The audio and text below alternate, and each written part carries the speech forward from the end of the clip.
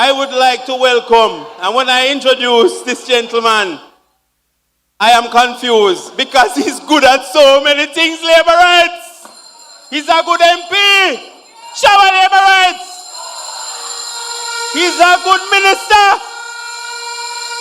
He's a good deputy prime minister.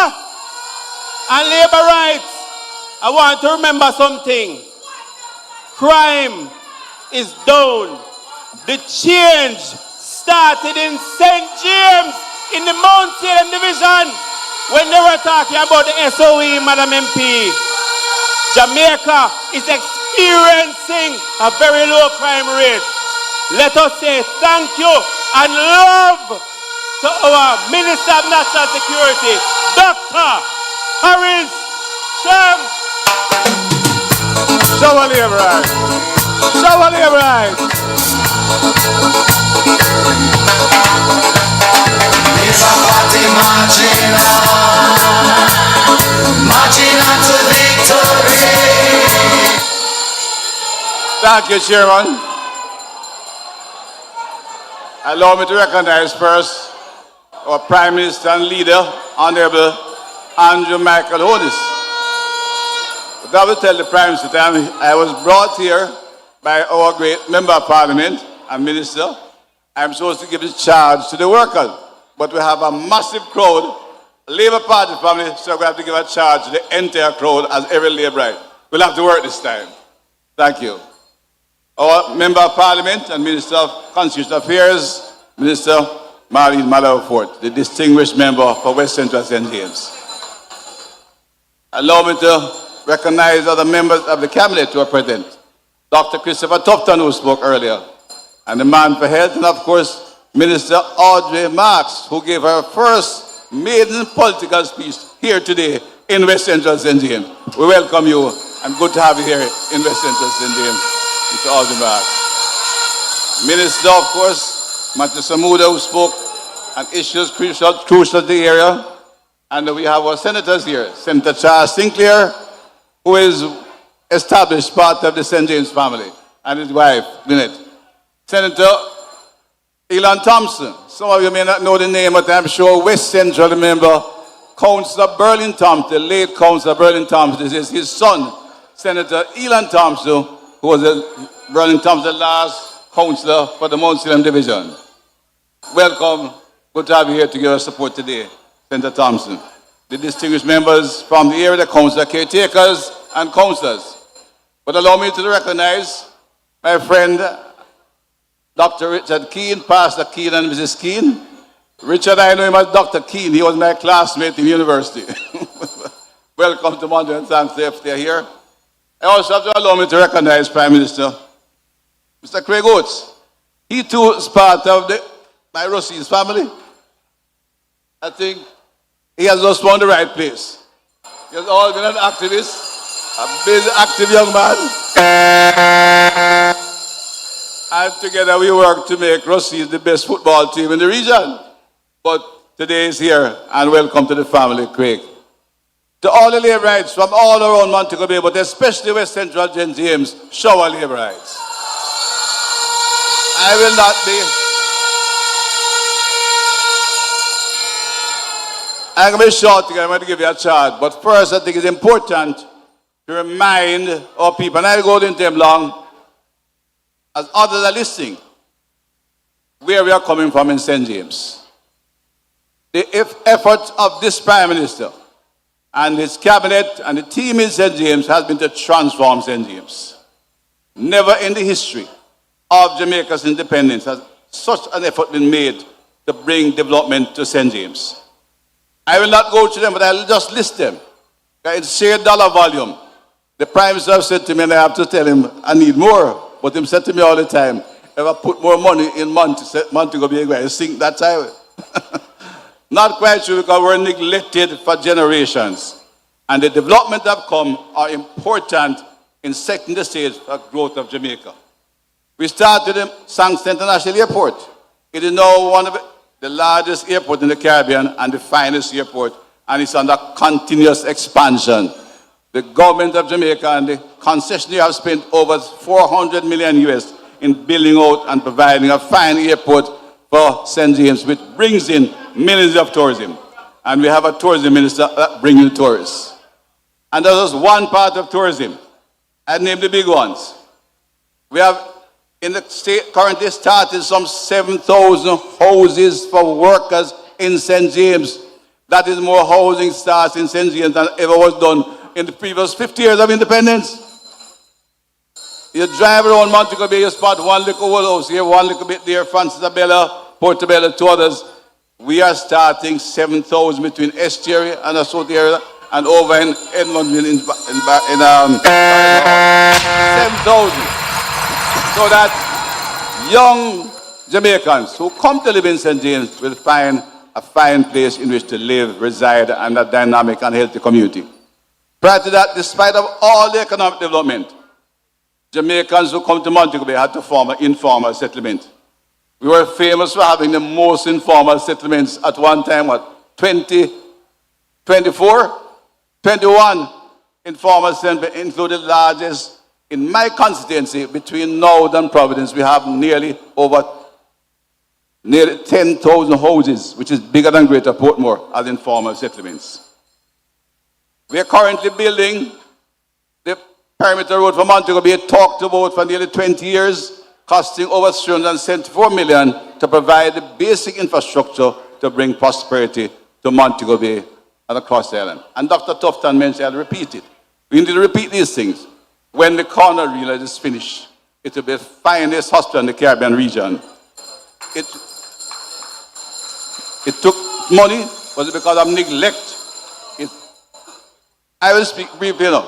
Dr. Tufton spoke of it as a minister. When I am member of parliament in St. James, I can tell you, I didn't go to the hospital and I absolutely had to go there. From the time I was parliament secretary, because the hospital was in a state of decay, the elevators were falling apart, the air conditioner was going bad, and then I know, as a matter of fact, even though I was here, unless I had to go there for a particular patient that was really my friend and someone I need to talk to from the constituency, I did not go into hospital because in a state of great disrepair. This government, this minister, I commend him, took it apart, rebuilt it, and St. James will have one of the finest hospitals in the Caribbean and in Jamaica. It reflects the work and direction of this Prime Minister, who invests intelligently, sensibly, and ensure that we have the foundation for development. My last comment on change is, of course, in crime. When I was given this ministry, half my management team said, Dr. Chang, you can't go there, sir, because the Ministry of National Security is a graveyard for politicians. They are here, they'll tell you. Some came and protested at my home. But with the support of this Prime Minister, we have invested in the security forces. We have provided them the tools, we have increased the numbers, developed the human resources, and they're all fine Jamaicans who want peace and safety. They have responded well to the effort put in by this government. The numbers are clear. The big numbers are there. We have 44% less murders this month, the 5th month of the year, than we had last year. 44%.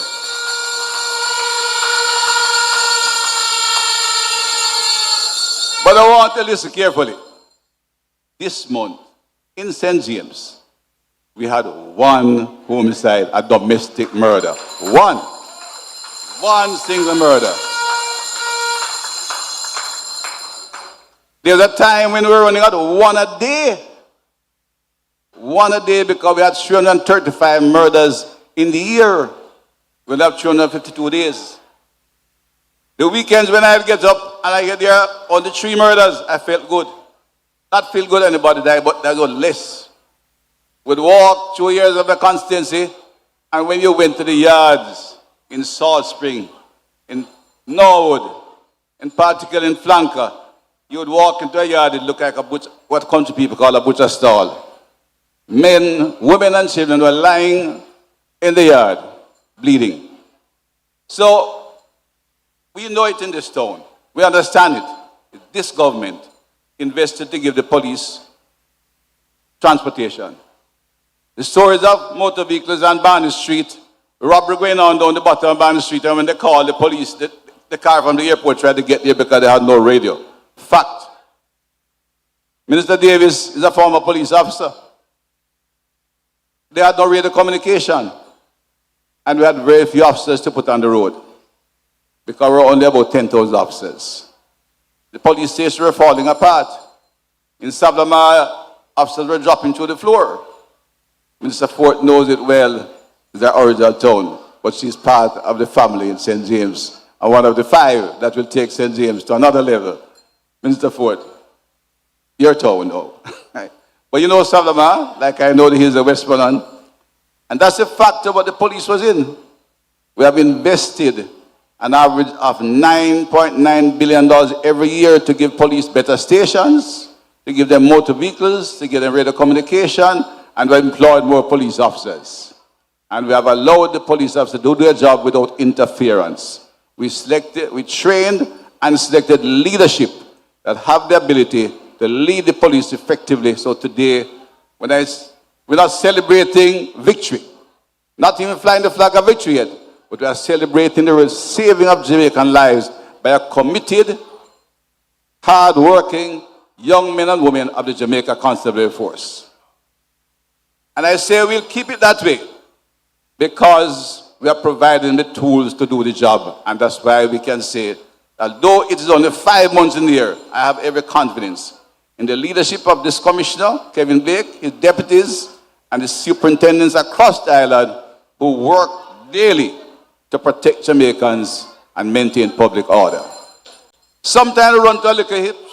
We are party town, and the officers say, boy, we can't keep the party this week. But we are committed. Our commissioner have said to me, tell the country, everybody listen, the commitment of this police force is to police all circumstances, from parties, sports events, public events, bar events, and parties. But if there's a challenge, we're going to have to deal with it. And the best way sometimes is keep it quiet for a while. But we work with you. That's the commitment of the police, to ensure that your economic life continue and expand and improve. That's what we want you to do. So, but we want peace and good order, and that is what we see coming, because this government, led by this Prime Minister, made the commitment. When you put that amount of money in policing, in that crash program work, in that making jobs on the roadside, it was giving police officers the tools to maintain order, protect lives, and ensure that Jamaica has a peaceful society. So this month, he speak to it. The world is seeing that now. Between the effort of the Prime Minister, our ambassador to Washington, our Minister of Foreign Affairs, we are upgraded in the tourism sector. More tourists will come to Jamaica, more tourists will come to Montego Bay, more people will get employed, and there will be even greater dynamic activities town. The jobs are down. But I will not go long on this because my Prime Minister have to talk, and I wanted to tell you the good news. What I want to remind you of today, in a few minutes, everybody in this room, there's a huge body of JLP supporters. There are many party workers in here. And we're having a great evening. And I commend the Minister and MP and our entire team for pulling this together today. And the teams are here. But when you leave here, one thing, you leave with a commitment and a task that you're going to go out there and the song, find your neighbor, find your friend, find your family, find the old boyfriend, find a new one, and make sure they commit that when the Prime Minister and leader, our brogad, say, ring the bell, school call, find everyone, them, get them to the police station, and make sure they put the X beside the bell. That day is not for Dr. Chang, General Secretary. It's not for Homer Davis in South St. James. Ed Bartlett, the great tourism minister in East Central. Era Clark, our man in the Bay. Not for us. It is for the family of the Jamaica Labour Party and our leader, who must become a Prime Minister for the 3rd term and lead Jamaica into prosperity.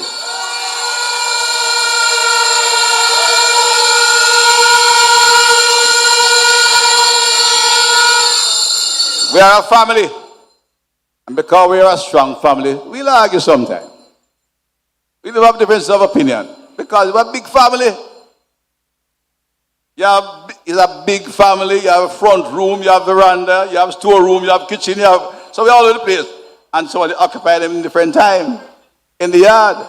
And you have like a difference because maybe the kids put on the toy in the wrong place and somebody slip. But even if the fruit get a little bit bruising, put all that aside now. Put everything aside because one mission ahead of you. One single mission. Make sure you find the voters. My friend said, get to know your voter. Work with the party worker and your own team, find them. Because this is a third-term election. There are some people out there already saying, boy, Mr. Owen is him good, you know. Am I right? But they won't win. Nothing to go so till you put the ballot in the box. Right? You have others. They'll come and tell you, man, we win, man. We have the MP in St. James, all right. You know, all right, till you find him and put the X beside the bell and put the ballot in the box and we count them. So you have to find them now and make them commit themselves. You will find them whether at home, whether you meet them on the streets, whether you meet them after service at church, whether you meet them at the funeral, or wherever they are. That's where we spend them years. Take them number. You have a friend. Identify them and say, I'm going to talk to you. And when you find boss by the gate, remember Miss Jean. You should have known her before. I used to talk to her before, but maybe he's a friend. You never talk politics yet. So wait till you come home and say, Miss Jean, you're not coming to look for you. We need to settle this thing. And not only want you, I want your daughter and your granddaughter and all them youth who come around, you know. You are a seasoned lady, you understand life, so I want you to make sure they commit themselves and come on that day when my leader ring the bell and soul call to do the thing. Put the X beside the bell. There's another way. Jamaica cannot afford to turn back. We cannot afford to look back. The biblical history of those who look back and became a pillar of salt. Prime Minister is true of Montego Bay, you know. We did drive to my constituency and her Miss Ford's constituency. You find some housing estate which started in the 60s and 70s, but you find 5 houses and pure bush. But Montego Hills is populated by bush all over. Yet when you go through, there are roads which tell you people from England buy a lot here, they buy here, but that housing estate locked down in the 70s like you lock a door with a key. No development. We go over to Portobello. Going back to Iron Shore. I have a section in there of Iron Shore on the Norwood Hills. When I take up my Elan map, it's a lot. It's covered with logwood. But I can see roads. Mr. Deere may have cut some of those roads. They lock down when the government change and PNB take over like you lock a door with a key. They're opening again. People pay up them taxes, building houses, jobs are being created, new people moving into Montego Bay. And we look at building new houses that on the 7,000 done. I've asked housing trust to buy land around the highway because business buying around the highway to create new opportunities, but to build homes. So not 7,000, we want 14,000. To build them across the country, and it can only happen if Andrew Michael Horace remain your Prime Minister, a leader committed to development, committed to progress, committed to prosperity, committed to public safety, a good order, and a peaceful society to provide opportunities to all our people, our children, our adults, our single mothers. This is a man who cares but performs. He works every day. He travels the land. I'm too old to follow him. Don't worry, but I will go. I come into your constituency. I've spoken with your MPs, and I will work with you to build the team to ensure when him called and the day come, we are ready. We are getting ready. I love the spirit of the labor rights. It's wonderful. I can feel it in the air. I can feel it in the bone. When I walk in here, I feel labor right ready. All I ask you to do work together systematically, peacefully, and do the work you set out to do. Because we get so high sometimes and excitement of the campaign, we forget that we have to do the work. And that's why I emphasize. Find your neighbor, find your friend, find the family. When them gone and sent on to work, and them gone a month to go there, wherever they are, find them. If they're moving in the US, them can fly out. You have plenty of cheap flights that come to Jamaica.